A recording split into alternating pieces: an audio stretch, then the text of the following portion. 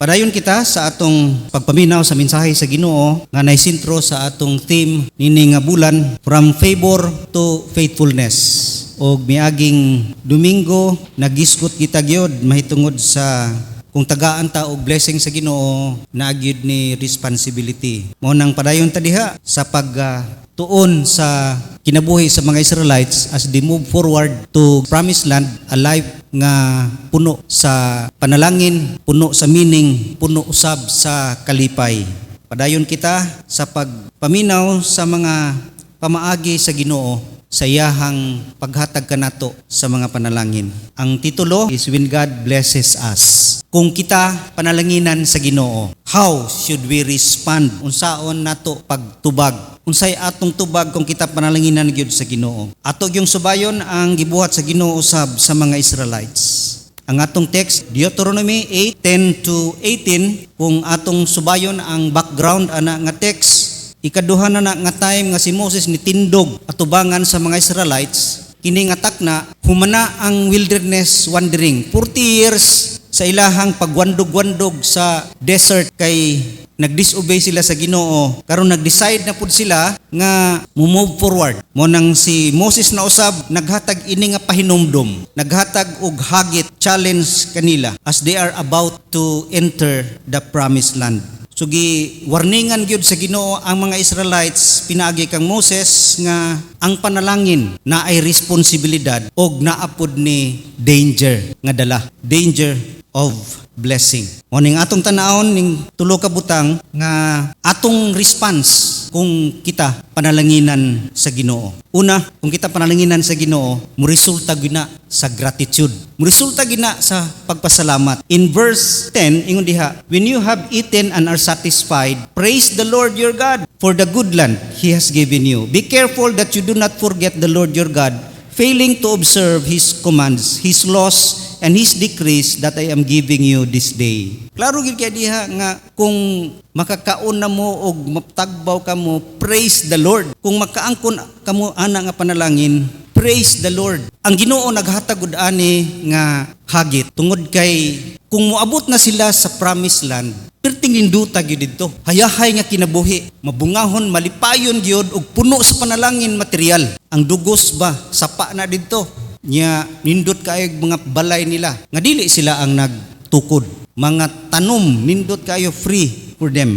Mo nang giwarningan gid sila sa Ginoo mahitungod niini tungod kay naay di maayo kung dili nila maayo pagtubag ang mga panalangin. So una gyud pagpasalamat, praise the Lord, ay gyud kalimti na. Dili gyud na optional ang gratitude para kanato nga pwede wala pwede dili. Di man na requirement pero angay mauna ang atong response. Ang pagpasalamat, ang prosperity sa atong kinabuhi, kung i-prosper ta, muangat ta, muasinso, ma-promote, tagaag blessing, ang response yun is worship. Parable of the 10 lepers, nibalik gid tong isa ka leper nga naayo og nagluhod-luhod yun og pagpasalamat ngadto kang Hesus. Wa ay nagtulak sa iya ha, wa ay nagsugo sa iya. Wa siya gipilit ni Hesus nga kung maayo ka ha, balik ka. Wala, kusang loob niya, na-feel niya ang grasya sa Ginoo, ang kalipay nga iyahang naangkon tungod kay naayo siya sa iyahang dugay na kaayo nga dili man ayo nga balatian. Kalit gyud siya og pauli paingon kang Hesus para gyud magpasalamat, magsimba kang Hesus. Mao nang moresulta gyud sa gratitude. Ang command yun diha is praise the Lord, worship, thanksgiving. Pero na ay ingratitude. Kining 9, ingratitude, wa gyud dili mapasalamaton. Isaray ni balik out of 10 lepers. Makita nimo sa life sa mga Israelites nga kini nga command sa Ginoo, kini nga warning sa Ginoo sa ilaha, gihatag na ni sa Ginoo before. Sa Deuteronomy 6:10 to 12, mao ni ang gihatag daan sa Ginoo. Wala pa sila ni journey ha, paingon sa promised land. Gihatag na daan ni, ingon ang Ginoo diha. When the Lord your God brings you into the land He swore to your fathers, to Abraham, Isaac, and Jacob, to give you a land with large, flourishing cities, you did not build houses filled with all kinds of good things. You did not provide wells. You did not dig and vineyard and olive groves. You did not plant. Then, when you eat and are satisfied, be careful that you do not forget the Lord who brought you out of Egypt, out of the land of slavery. Gihatag na daan ni nga warning sa Ginoo sa ilaha nga pag moabot mo didto, grabe ang blessing didto. Makaangkon mo balay nga mo nagtukod. Balon nga dili kamo ang nagkalot ni ana. Plants na nadaan, vineyards na nadaan, provided. Mo na ingon siya, pero ayaw gyud ninyo kalimti. Mo ni ang nahitabo, the cause of ingratitude is forgetfulness. Ang tao gyud dali ra gyud kalimot. Mo nang ang Ginoo always naga-remind. Mo nang pag-cross sa Jordan River, ingnan sila nga pagbuhat mo dihag monument murag katong batong gipile-pile nga para every time nga mo pass mo niining Jordan River, di ninyo malimtan ang grasya sa Ginoo sa inyo ha, ang power sa Ginoo, ang pag-deliver sa Ginoo sa inyo ha diha. Nga wala mo maanod sa Jordan River. Mo kanina ang naatay simbolo gyud kining Lord's Supper. Pag-remind us always about the love and grace of God. Forgetfulness mao gyud nay kalaban kaayo sa gratitude. Makalimot ta, dili mapasalamaton. Gitawag ning spiritual amnesia, kana bitang amnesia, no makalimot. To forget is not weakness, it is rebellion. Mao nang resulta gyud sa gratitude. Normal gina. Pag dili ka mapasalamaton, abnormal gyud na. Ikaduha, kung kita panalanginan sa Ginoo, iangat sa Ginoo, i-bless sa Ginoo, i-promote sa Ginoo, kinahanglan kini og guarding our heart. It requires guarding of our heart. Kinahanglan panalipdan ng atong kasing-kasing. Nganong panalipdan man, nganong bantayan man gyud. Gitagaan sila sa Ginoo ani nga warning. Aron pag-remind kanila nga kung mabuhong kamo didto og mga panalangin, naagyoy dili maayo nga mahitabo sa inyong relasyon nganhi kanako. Laktod nga pagkasulti, there are dangers of prosperity. Naay mga delikado kung ikaw mo prosper. Kung ikaw iangat, kung ikaw mo panalinginan sa Ginoo. In real life, blessing can distract us. Ang panalangin usahay makababag ka nato. Instead nga maduol ta pagmaay sa Ginoo, makapalayo na noon. And common kini og makita gini sa atong taliwala. Instead of moving to the Lord sa atong mga panalangin, kita nag-anam na og kalayo kaniya. Sa una tig-apil og prayer meeting nya kampo gyud nga makatrabaho.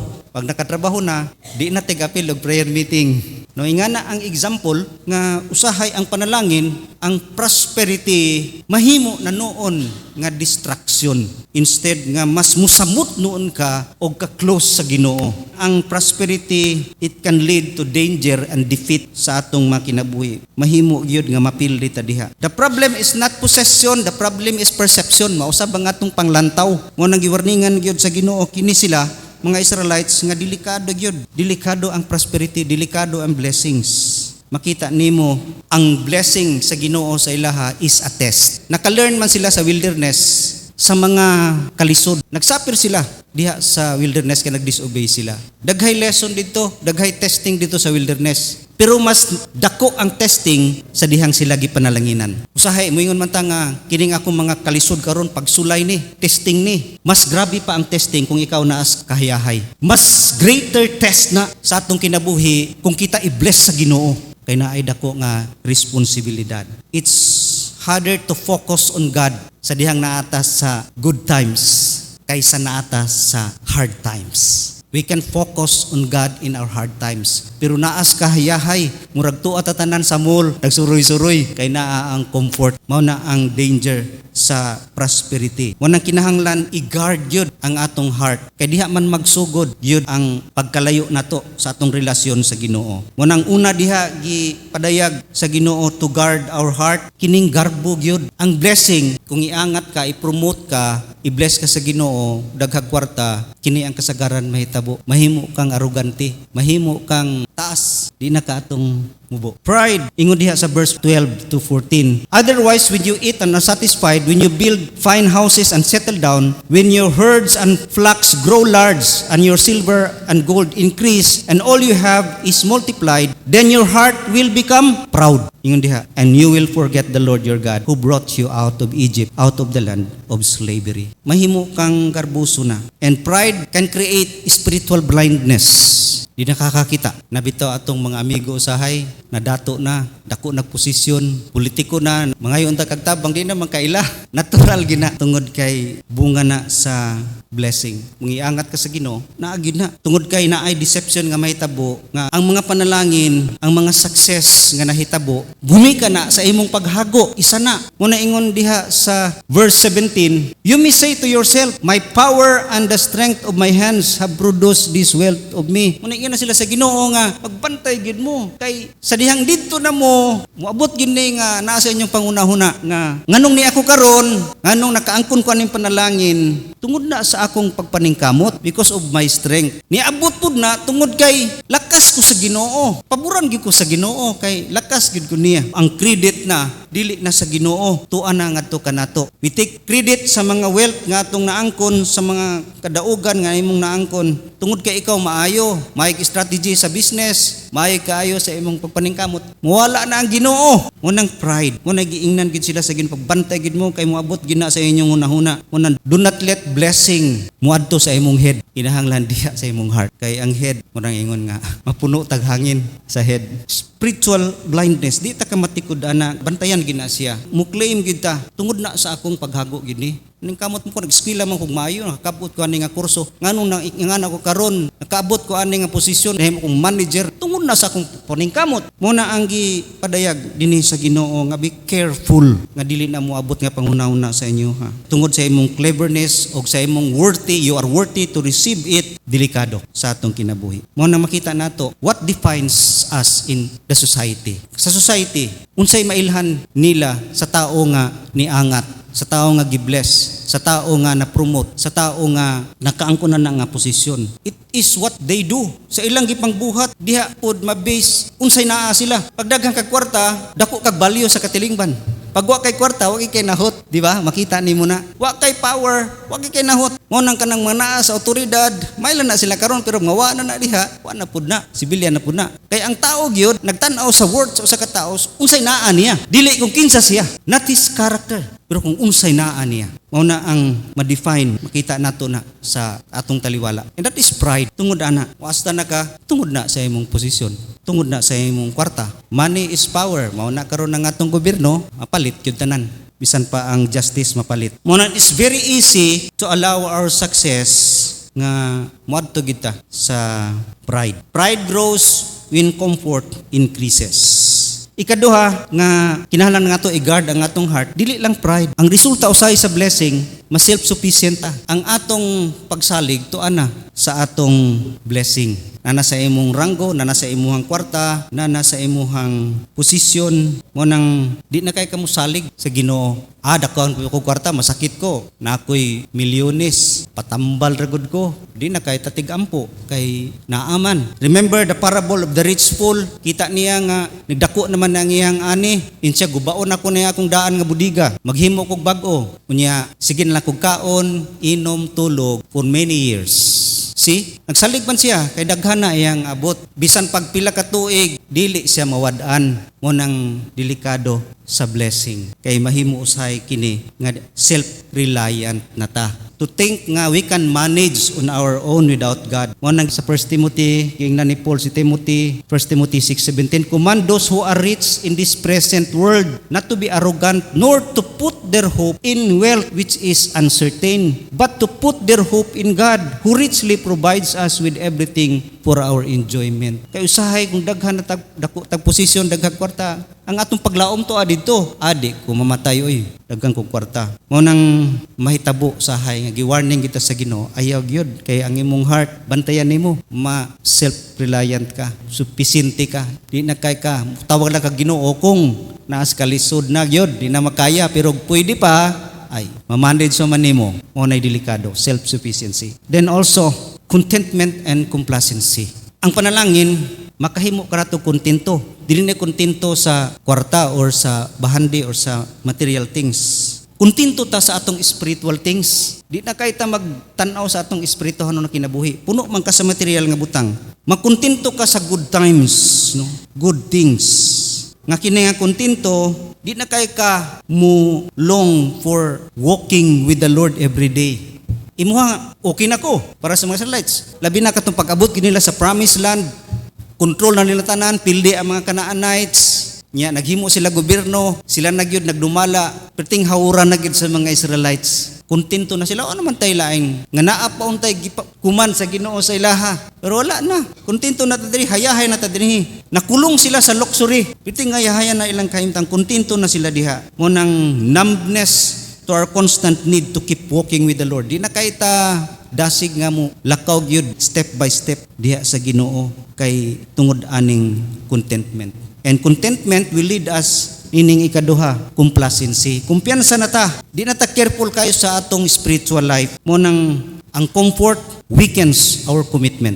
Kumitado ta nga mo apil gid ana pero madisturb ang atong comfort, di na kay ta kumitado nga muhimo ni ana. Sa una, rain or shine, muhimo gid ka na, mo apil ka sa ministry mo, pero karon tungod sa comfort, muhinay usay atong commitment. Complacency na loss of priority. Ang blessing makapuno kanato, mahimo kanatong busy, matsok mo nang abundance makes us busier people with little time diha sa mga butang sa Ginoo. Mapuno ta atong energy, makulong na diha. Mautong ampo ta pastor per meeting nga mudaghan ang iyahang mga baboy, ni daghan gyud. Daghan na siya mga baboy. Napud siya ka appeal per meeting kay daghan naman gid kaayo. Bisag Miyerkules ati manon man gyud ang baboy. Nagkahinay na ang iyang spiritual life, nagka-empty. Kung mapuno mo delikado gid na tungod kay full stomachs can create empty hearts. Mahimong empty gyud ang inyong kasing-kasing kay mahimo na siyang complacency. Muna it's easy for us to be unfaithful in good times. Nata sa good times, dali na kay ta malawala kaysa naata sa hard times. And lastly, ngano gyud nga kinahanglan ang tubag when God blesses us. Kung kita panalanginan sa Ginoo, kinahanglan gyud nato i-remember ang giver. Mao gyud na importante kayo sa tanan. Ingon diha sa last nga verse sa 18, but remember the Lord your God, for it is He who gives you ability to produce wealth and so confirms His covenant which He swore to your forefathers as it is today. Mo gining gihagit gid sila ni Moses. Remember the Lord your God. It is a reminder sa atong kinabuhi, labi na sa Israelites nga kung maabot na mo dito, remember nga ang inyong pag-abot dito, ang success nga inyong natagamtam, it's not about you, it's about God. Kay malimtan gani ninyo na. Tinuod naghago mo, nagkuan mo pa the ability, the time, the strength, asa man nagikan, it is God's gift. The opportunities, asa man nagikan. Kung tagaan ka sa Ginoo ka bright, asa man nagikan. Nganong niabot ka diha. Munang remember that, no mo na ingon sa Ginoo gyud kanunay nga it's not all about you, it's all about God. Nga ang atong goal dapat kung maabot ta didto is not to attract attention to ourselves but to point people to God. Mao ni gyud ang hagit sa Ginoo. When God called the Israelites, ang tuyo gyud nga dili lang sila i-bless kundi mahimo gid silang panalangin sa mga Gentiles. Nga unta ang mga Gentiles madala tungod kanila.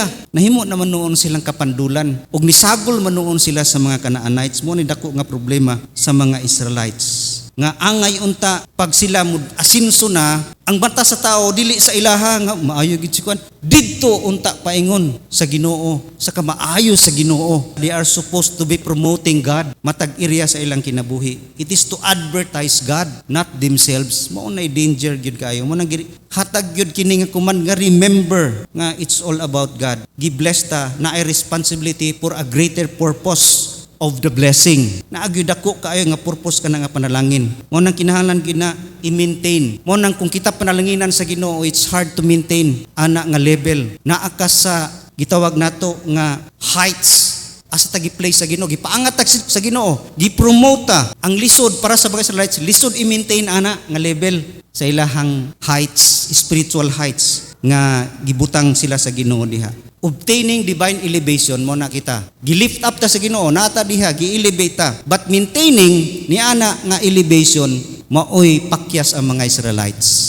Daghay mag-rejoice kung kita i-lift sa Ginoo. Lipay gyud ta, pero daghay dili ka sustain ana nga lifting. Kung kita giangat sa Ginoo, kasagaran nag-down. Mga Israelites nag-down noon. Kita gid mo sa story gyud sa mga Israelites, pakyas gyud sila. Bisag kapila ni gi-warning sa Ginoo before pag-abot ginila didto, tinuod na ka-experience sila sa glory, pero wag nila maintain nga heights. Diha sila nakaangkon nga free sila instead nga dito sa Egypt nga ulipon sila. Diha sila ang boss.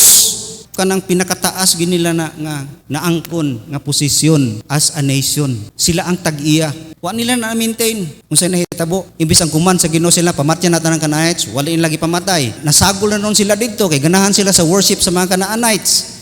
Nanidaghan na pud ang mga Canaanites. Napildi na pud sila. Mo nang nahitabo, sila na pud ang gigukod. See the failure sa mga Israelites. Pildi gyud sila tungod niya na. Wa nila na maintain sa ilang pagkinabuhi. Mo nang ang call sa Ginoo to remember is to maintain that success, elevation nga gihatag kanato. Unsay sekreto? Ang number 1 gid diha, be humble. Ang pride makadisconnect kanato sa grace sa Ginoo.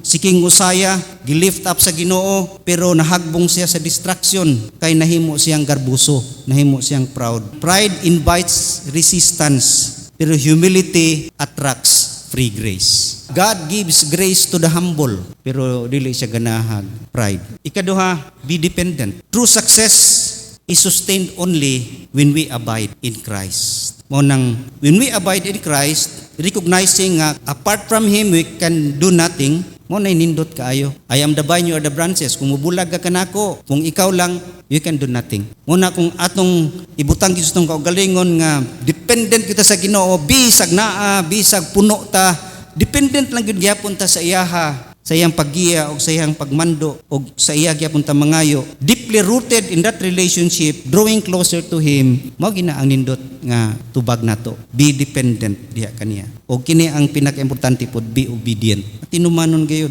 Dinhi sila pakyas ang mga Israelites. Kapila gibalik. Just a simple command, walk in obedience.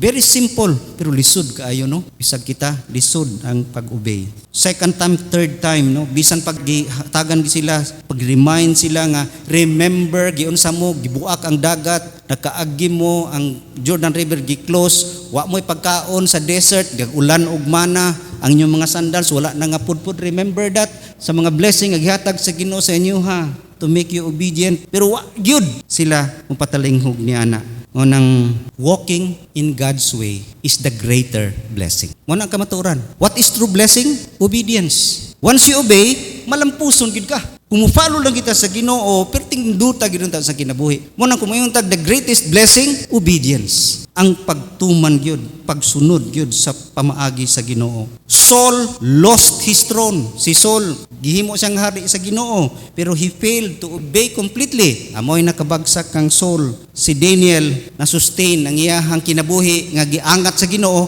padayon siya nga nahimong naangat gyud didto sa Babylon bisag dili niya lugar. To maintain divine lifting, we must be humble, obedient, deeply rooted in our relationship with God, ug makita nato nga ang atong promotion will move from glory to glory. Mo na miyaging dumigamita nga kita gitagan sa Ginoo, entrusted with time, talent, treasure, panalangin nga mahimo kitang sandayong niya na ngadto sa uban. Aron continue na mo flow, padayon puno ka nato, continue po na siya mo awas ngadto sa uban to be a channel of blessing and moving from glory to glory. Mo na nindot kaayo. And lastly, be faithful steward sa atong mga abilities. Kay ingon diha, for it is He who gives you the ability to produce wealth. Kita gitagaan gyud og mga gi-entrust sa tuwa nga mga butang, time, talent, treasure nga kini mahimo gayud nga mamantala ang faithfulness sa Ginoo ngadto gyud sa kalibutan. O nang atong gift and abilities nato are given to be used for God's glory. So kini ang mga sekreto gayud nga ma-maintain nato ang blessing sa Ginoo kamo flow ngadto sa uban. Be humble, be dependent, be obedient, and be faithful steward. When we honor God with our success and maintain fellowship with Him, our promotion will not be temporary, it will be generational. Muadto gina hangtod gyud sa pinaka asa maabot nga generation. Mo nang may our blessing not become a story in the past, but a testimony that keeps shining for His glory. Dalay ko ng Ginoo, magampo ta.